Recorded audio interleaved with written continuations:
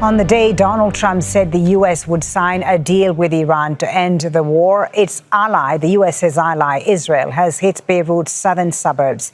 The attack has angered negotiators in Tehran who say an end to Israel's assault must be part of any agreement with the U.S.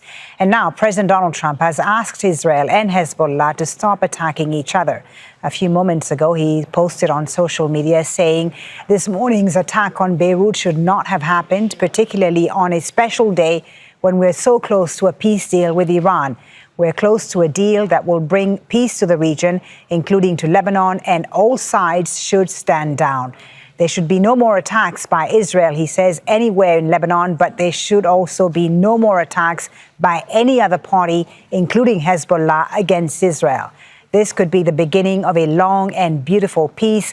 Let's not blow it. We begin with Heidi Zhou-Castro in Washington, D.C. Tell us more, Heidi, about how President Trump has reacted to the latest Israeli actions in Lebanon.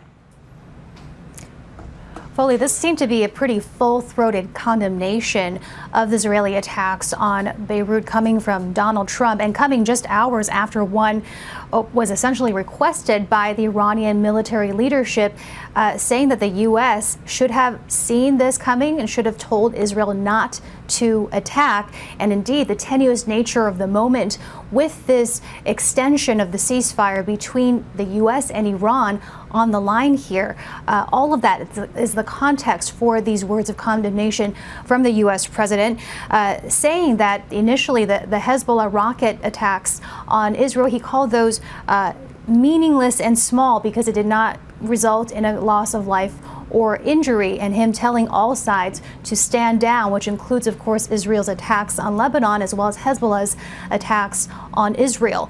Again, all of this is happening as the minutes tick by, and Donald Trump yesterday promising that the extension of the ceasefire would be signed today, which, by the way, happens to be special in another sense that it is his 80th birthday. And now Mike Waltz, the U.S. ambassador to the UN, blaming the delay for this signing, saying that it still could happen today, that it's the president's intention for this deal to be signed today, but blaming it on Iranian negotiators and divisions between the military and civilian leadership there.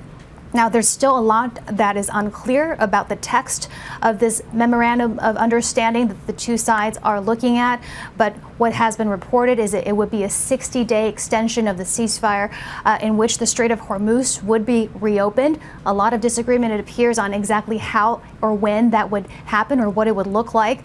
And also the greater question of what to do with Iran's nuclear material and nuclear program deferred to later negotiations.